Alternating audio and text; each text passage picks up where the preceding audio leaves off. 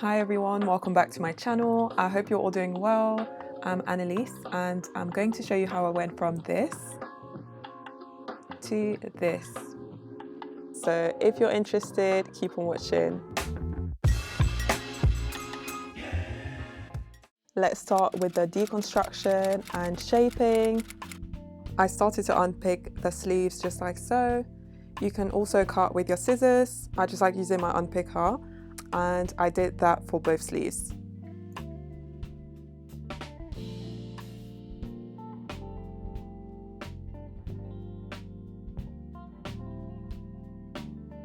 And then I just cut in the middle of my top at the front part, just like so.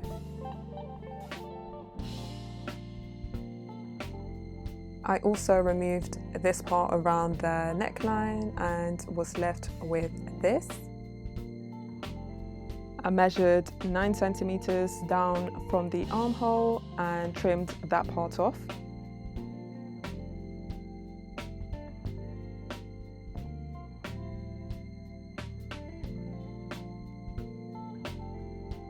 Next, I placed my top onto my mannequin to figure out how I wanted the neckline to look like, and just folded it into place like so. Then I marked around the edges, and here I'm just using my pattern master to make sure I'm having uniform curves, and then cut that off.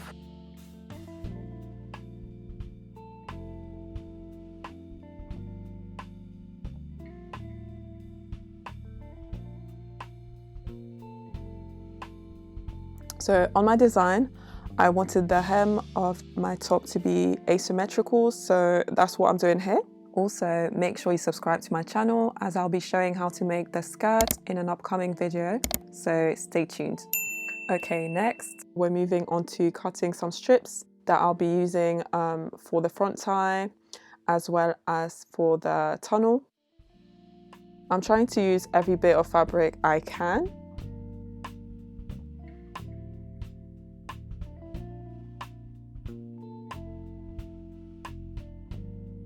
Let's move on to the sewing. So here I'm assembling the strips of fabric together to form a long strip, and I did 2 separate ones, one for the tie and one for the tunnel. I'm going to sew onto my top to then pull the tie through it. I folded the sides inwards to meet the middle, and then I folded it again to close it, and I'm top stitching close to the edge.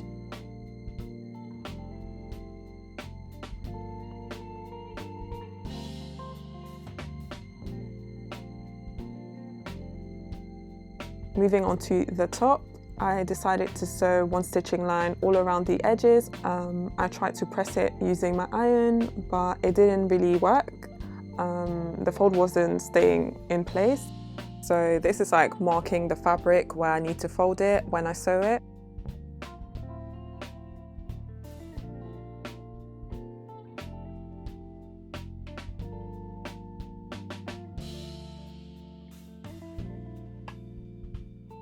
And then here, I'm hemming the edges by folding where the stitching line was and top stitching all around at 1 centimeter.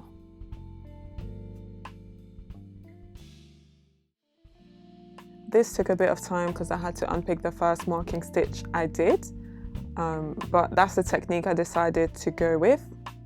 Once I removed it, I pressed the edges of the top down with my iron.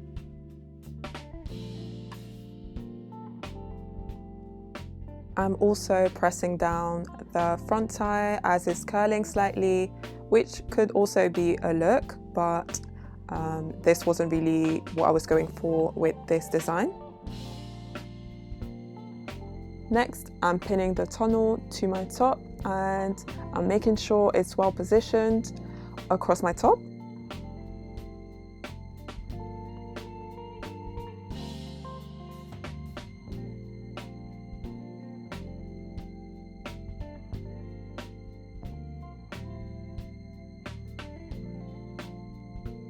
And then I'm sewing it into place, leaving the ends open so I can pull through the front tie later on.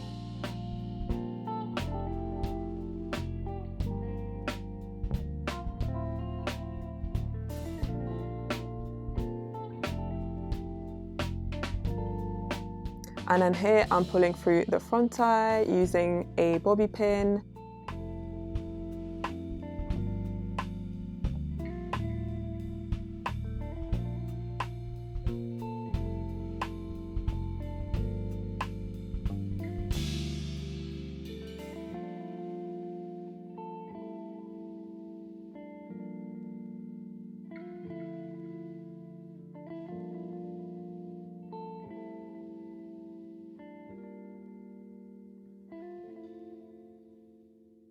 Okay, let's move on to the fitting. I'm always eager to try on my creations as I go along because I want to see if I'm done or if I have to do some alterations. And it was definitely the case with this top. As you can see, it's very baggy around the neckline part at the back. So I'm using a bobby pin to see how much I need to remove.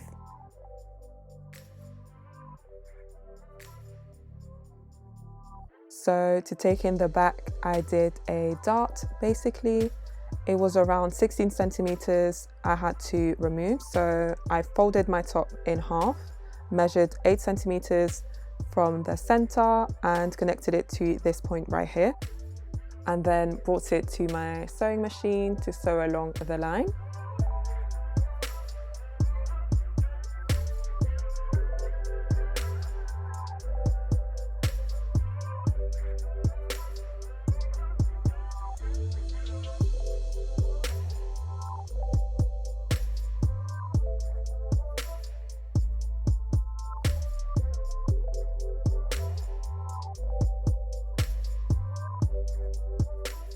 The next step was to trim the excess off by cutting 1 centimeter away from the stitching line. Then I top stitched the seam flat open.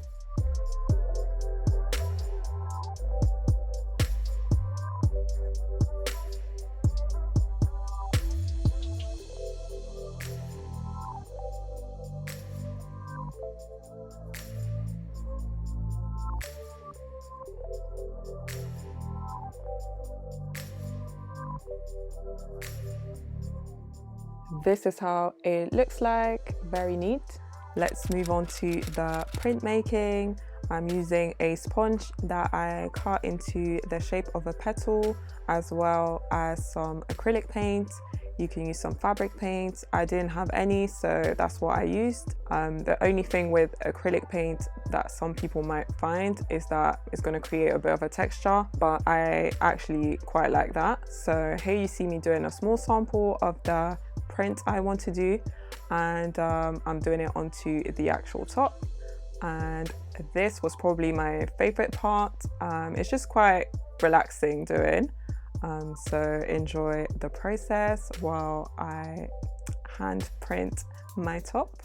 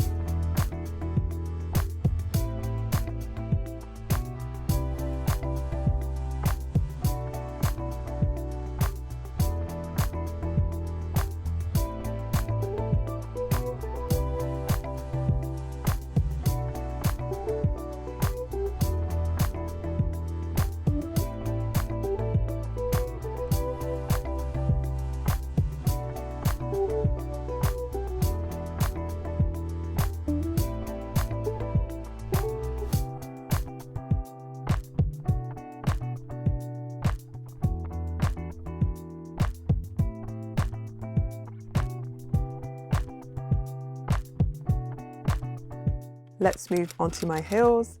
These are cute, but the plastic in front digs into my skin, and after some time of wearing them, it's not really comfortable, so I thought to cover most of it with some printed fabric as well. So for that, I cut rectangles to form the cover, and then I hemmed the two long edges.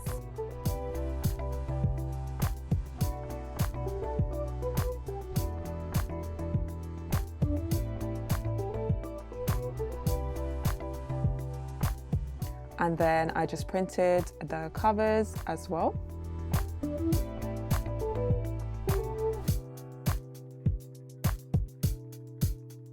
Once they were dried, I hand stitched the covers like so, and I didn't spend too much time on making the perfect stitches as they wouldn't be showing anyways.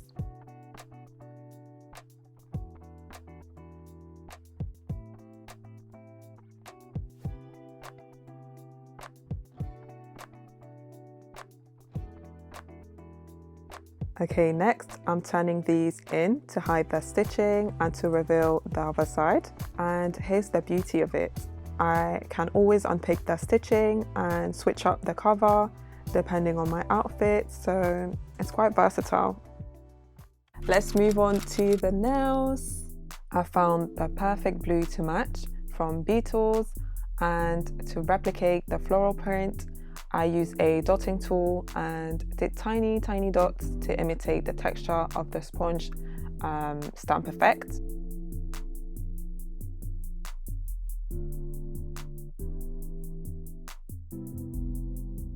For the next nail design, I'm doing one with gems, just because I wanted to add a bit of sparkle and some different texture.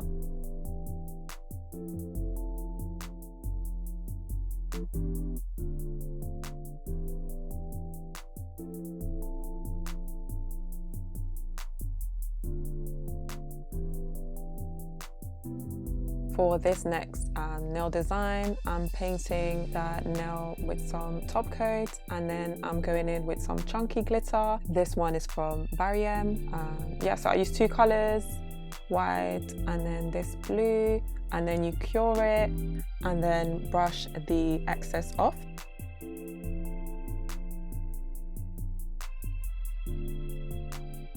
Finally, I had to top coat the nails, so I did some matte, some shiny, and didn't top coat the glitter nails.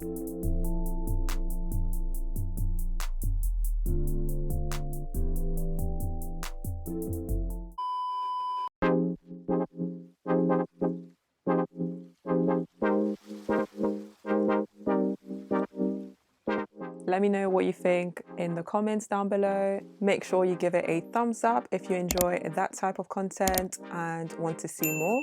And I'll see you in my next one. Bye.